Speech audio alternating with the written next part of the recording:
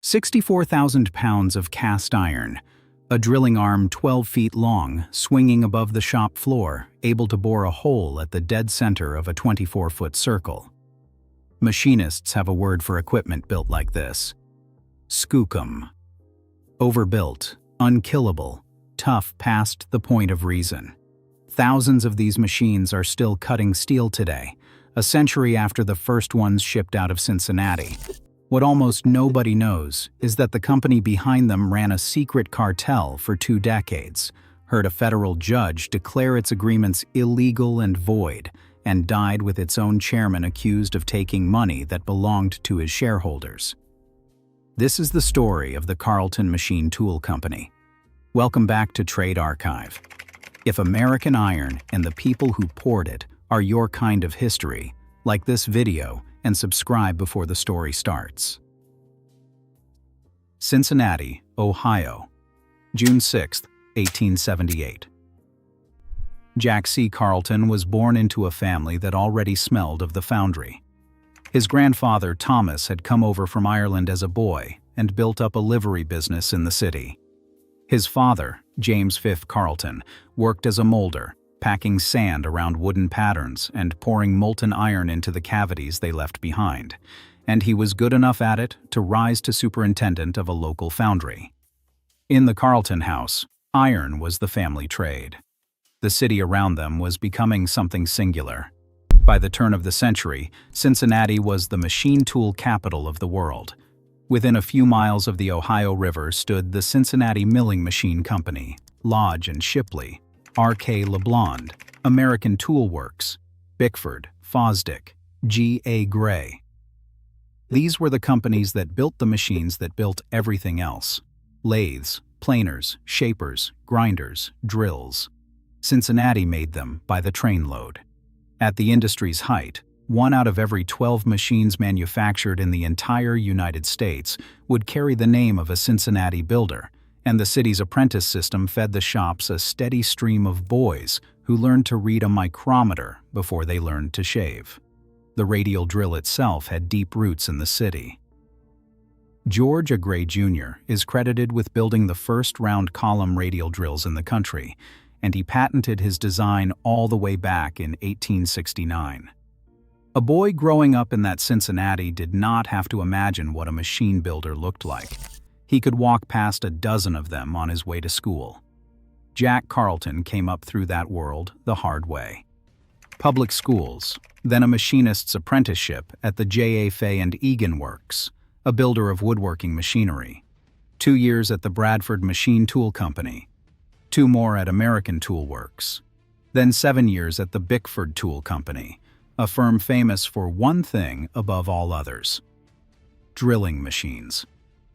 Bickford is where Carlton learned the drill business from the inside, gear train by gear train, spindle by spindle. From there he moved to Lodge and Shipley, the celebrated lathe builder, and started climbing. Shop floor, machine demonstrator, foreman. In 1912, the company handed him something bigger.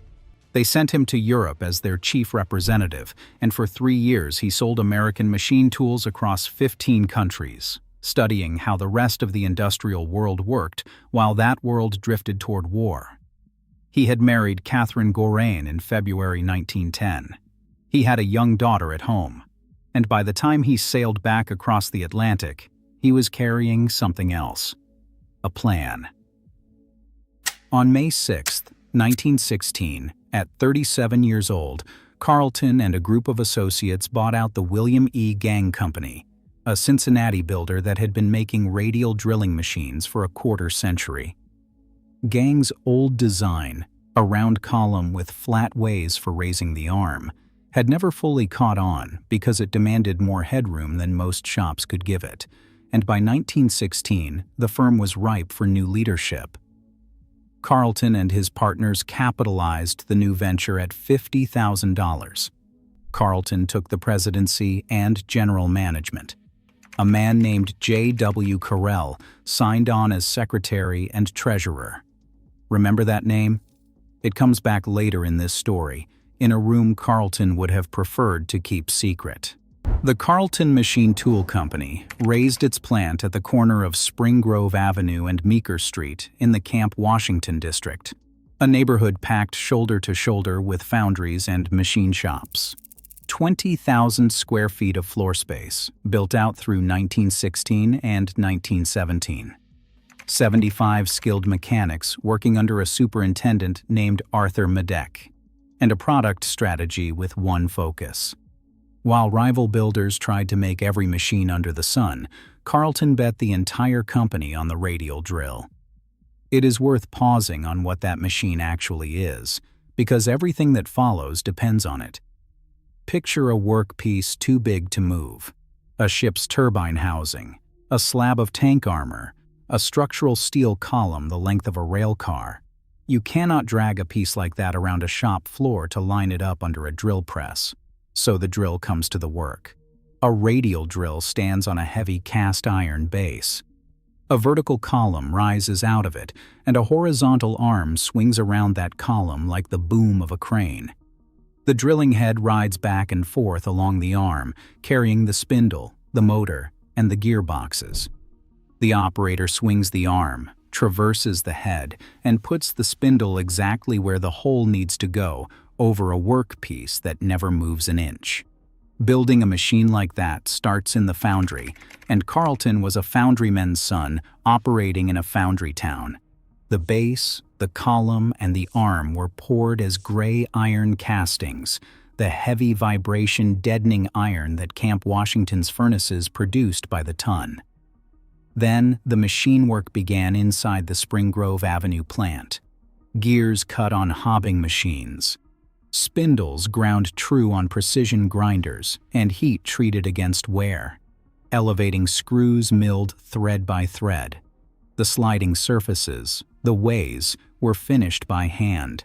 A machinist would smear a reference surface with marking blue, rub the casting against it, and scrape away the high spots the blue revealed, a few 10,000ths of an inch at a time, over and over, until two iron surfaces mated dead flat along their entire length.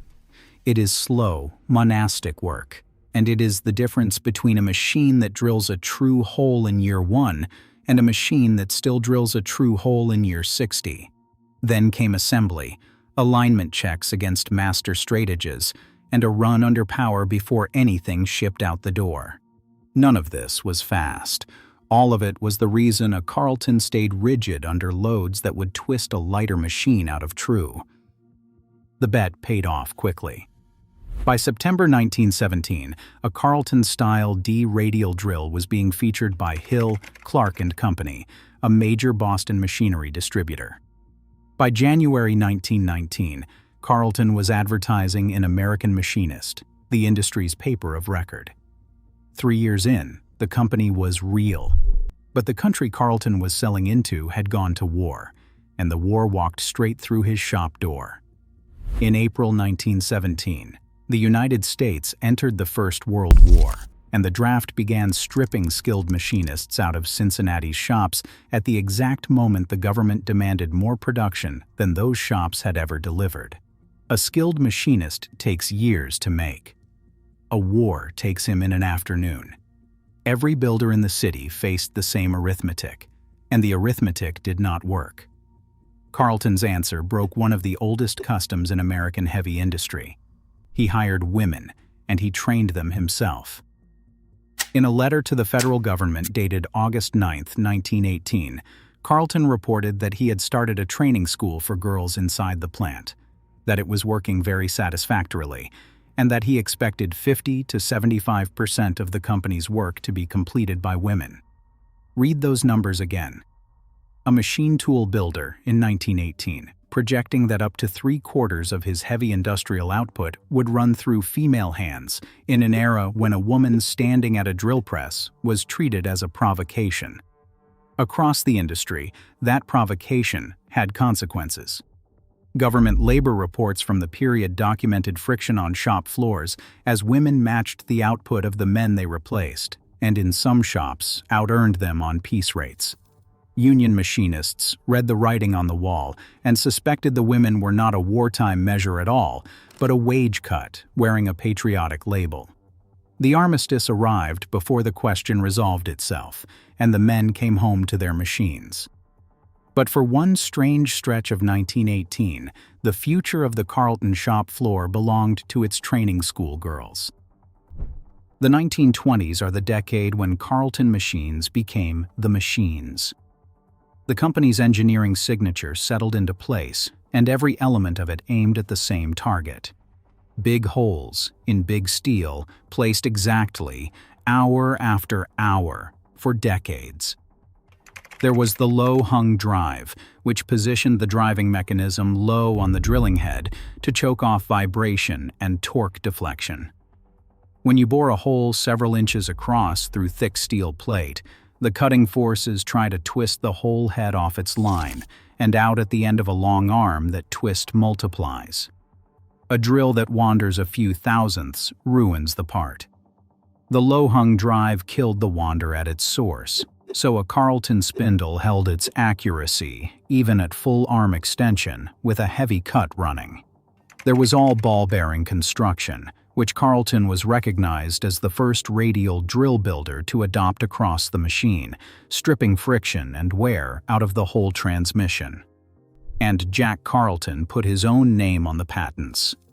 In January 1926, he filed for a transmission covering the drill arm, the elevating mechanism, and the spindle, granted in September 1928. In January 1931, he filed for the feature machinists would come to love most: push-button power clamping. Granted in May 1935, it used an electro-hydraulic mechanism to lock the column, the arm, and the head rigid, all at once.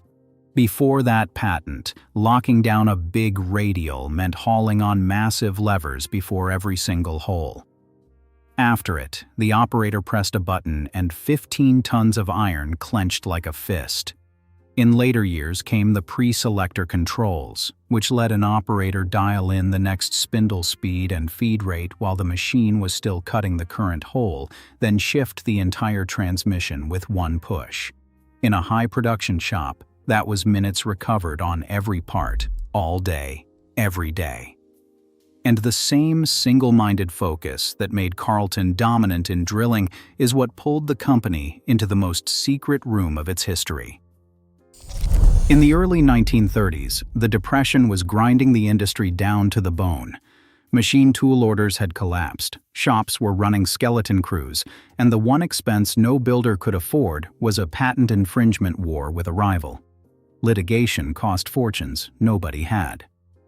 Against that backdrop, an inventor named Charles de Vlieg was shopping three inventions that nearly every machine tool builder in America wanted.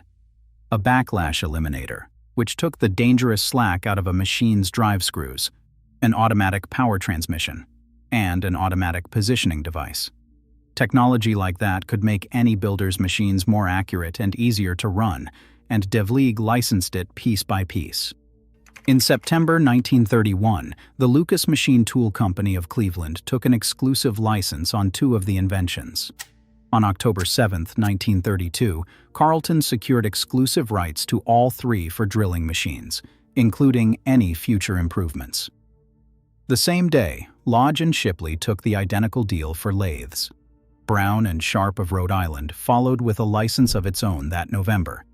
Then came the meeting.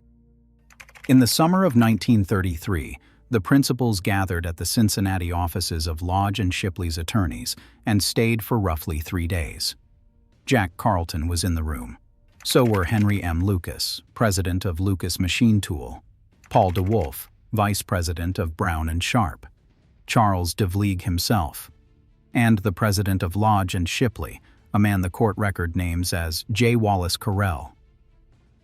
17 years earlier, a J.W. Carrel had signed the founding papers of the Carlton Machine Tool Company as its first secretary and treasurer.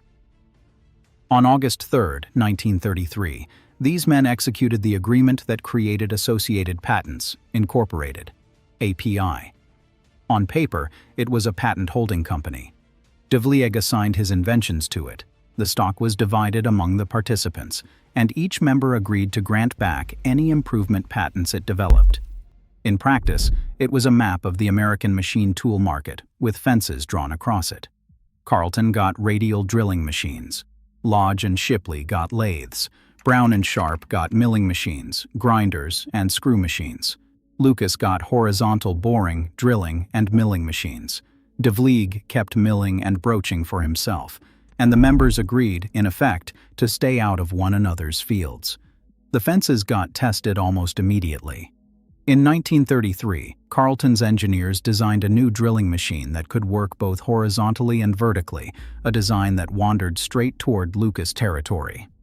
The court record describes what happened next in flat, devastating language. Henry Lucas traveled to Carlton's plant in Cincinnati, examined the blueprints of the new machine, and the two companies agreed there would be no conflict between their respective product lines. Two supposed competitors, standing over a drawing board, negotiating which problems each would be permitted to solve for American industry. Nobody outside the pool knew any of it. For the better part of 2 decades, the arrangement simply worked, quietly, exactly as designed. And the strange part is how good the years that followed looked from the outside. On February 14, 1938, a photographer on Sunset Island Drive in Miami Beach captured Mr. and Mrs. J.C. Carlton, enjoying the Florida sunshine, the president of the Carlton Machine Tool Company, at ease in the middle of the worst economic decade American industry had ever endured. The apprentice from the Cincinnati foundry district had made it, and the world was about to hand his company more work than it could hold. When the Second World War came, machine tools were the first bottleneck the country hit.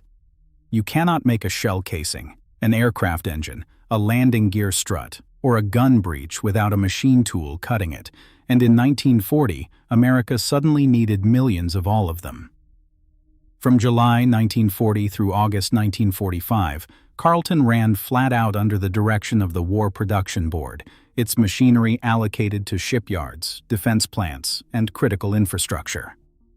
Nearly every large fabrication of the war effort, hull plate, tank glacis, bridge girder, passed near a radial drill at some point in its life, because a radial drill is how you put precise holes in steel too big to move. In the shipyards, Carlton machines drilled and tapped the flanges, the shaft housings, and the bulkhead fittings that a welder's torch could never finish.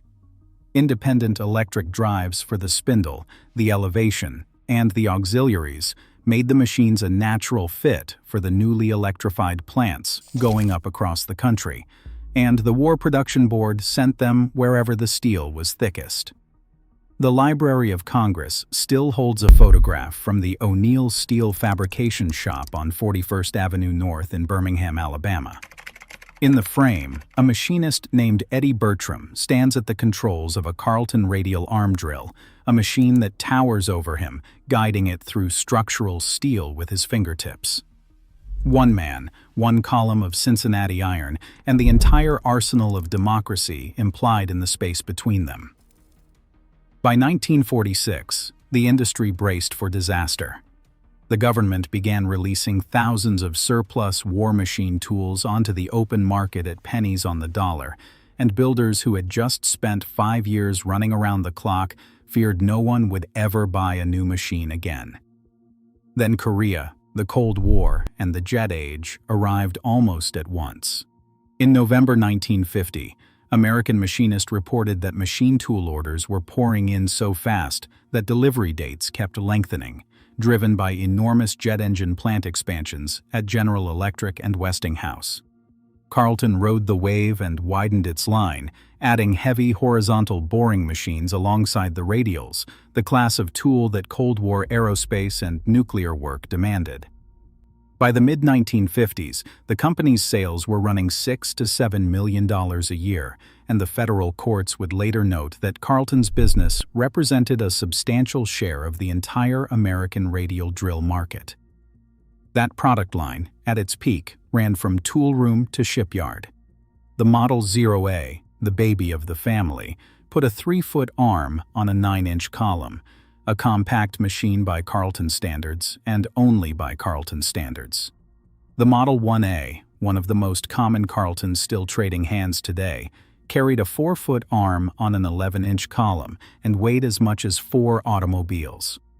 The Model 3A stretched 5 or 6 feet of arm, offered 36 spindle speeds, 18 power feeds, and 4 tapping leads, and tipped the scales around 16,000 pounds, which made it the workhorse of structural steel shops from coast to coast.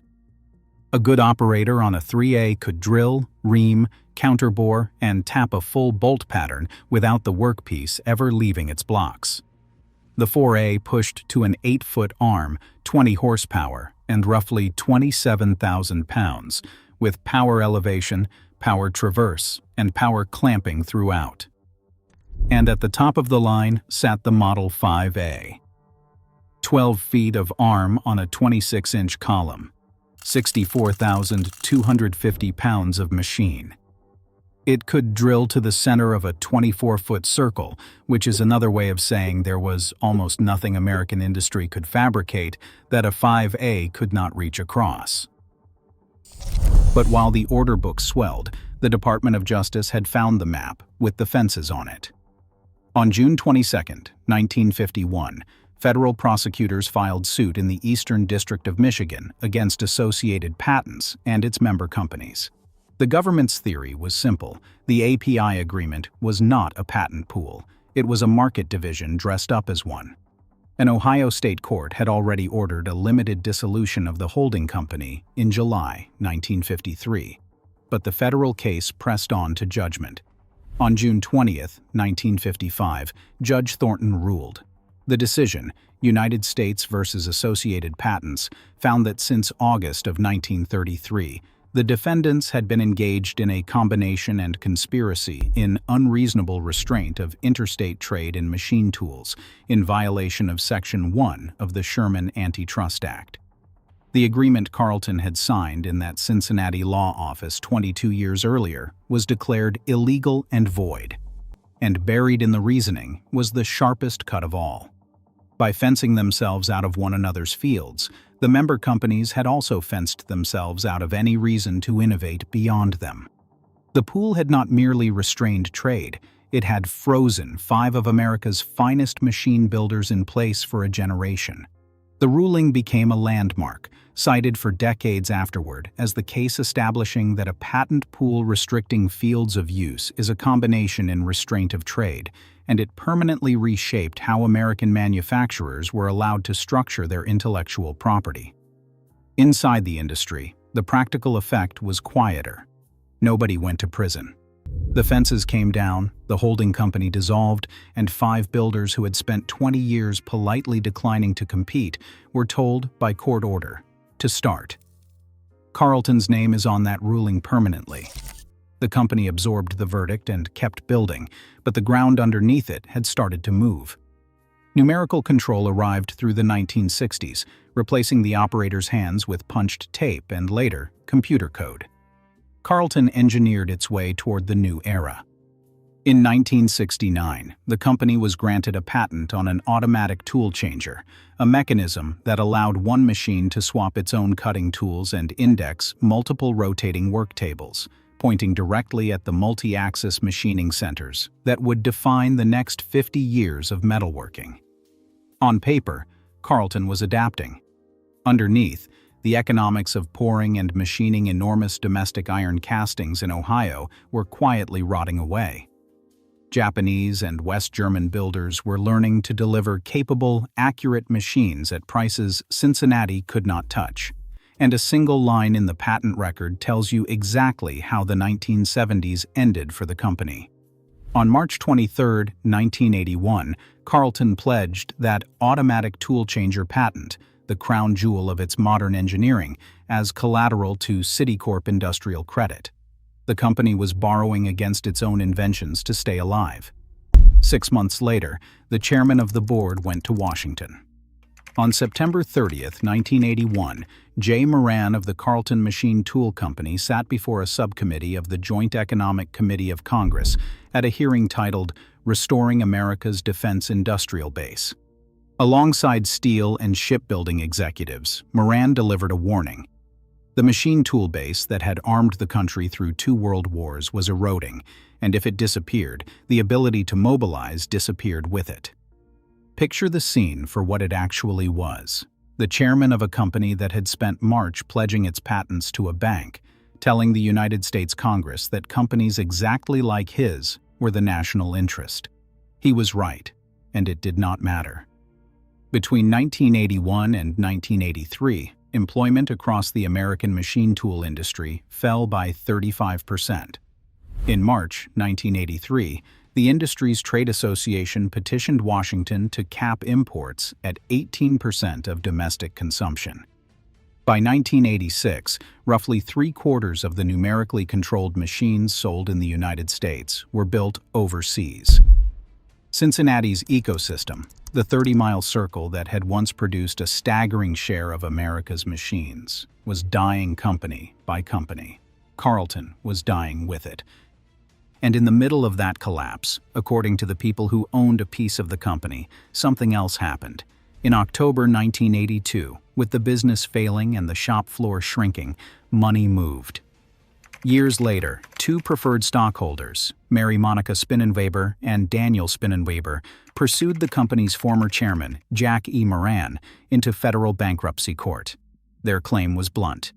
They alleged that Moran had wrongfully received money that rightfully belonged to them, roughly $380,000 by their accounting, funds that under the company's own charter were supposed to redeem the preferred stockholders before anyone else was paid. The legal term for the accusation was defalcation, while acting in a fiduciary capacity. In plain language, they accused the man at the top of cashing himself out of a sinking company, while the shareholders the charter protected got nothing. Moran filed for personal bankruptcy, and the resulting case, in re Moran, decided in 1993 in the Southern District of Ohio, is still cited in bankruptcy courts today, though for a dry procedural point about statutes of limitations rather than for what it says about how the Carlton story ended. The allegations were never proven on the public record in the way a criminal verdict is proven, and they never made national news. They are simply there, preserved in the court files, at the exact spot where a 66-year-old company's paper trail runs out. What remained of Carlton was absorbed rather than buried. In June 1988, the National Automatic Tool Company of Richmond, Indiana, the multi-spindle drilling machine builder known across the industry as NATCO, filed a trademark on the Carlton name covering radial drills, horizontal boring mills, and machining centers. By 1991, the 2 operations had merged into NATCO Carlton, working out of Richmond, and devoted mostly to spare parts, service, and remanufacturing the thousands of NATCO and Carlton machines still running in the field. And eventually, the Carlton drawings, tooling, and parts rights landed in Cleveland at a company called Lucas Precision. Sit with that name for a moment. Lucas, the direct descendant of the boring mill builder whose president once stood over Carlton's blueprints in 1933, dividing up the market inside the API cartel. 60 years on, the co-conspirator became the caretaker, and the map with the fences on it resolved into a single company holding both territories. Lucas Precision today calls itself the OEM for Carlton radial arm drills, and the only source of genuine spare parts, holding the drawings and specifications for nearly every Carlton machine ever built. It runs thread milling machines to cut new elevating screws, gear hobbers for replacement gears, and precision grinders to finish new spindles and journals. Which is to say, it still manufactures Carlton parts, essentially the way Camp Washington did a century ago. In Cincinnati, at the corner of Spring Grove Avenue and Meeker Street, the paint is still on the brick. A fading ghost sign reading Carlton Machine Tool Company runs high across the wall of a building that later spent years warehousing more than 1 million vinyl records, one obsolete American format stacked inside the shell of another. Commuters pass it every day without a glance. That sign, and the paint slowly letting go of the brick, is nearly all that remains of the plant where 75 mechanics once scraped iron flat by hand. The machines are a different story. Walk into heavy fabrication shops today, and you will still find them. Model 1 AS and 3AS, bought third and fourth hand, 4AS and 5AS, anchored into shop floors like monuments, columns of gray Cincinnati iron that were poured, scraped, and fitted by men who have been gone for 2 generations, still holding tolerance. On the used machinery market, they are prized for a blunt reason. No one will ever build them this way again. The mass, the rigidity, the hand-scraped ways, none of it pencils out in a world of lightweight imports. And a shop that needs to put a 2-inch hole through 8 inches of plate does not want lightweight anything. So the old Carltons change hands at auctions, get trucked across state lines on lowboy trailers, get rewired for modern power, and go straight back to work. Machinists just call them skookum, and they keep running them. And that is the story of Carlton Machine Tool Company. The archive is full of iron like this, and of the empires that rose and fell around it. Tap the video on your screen to keep going.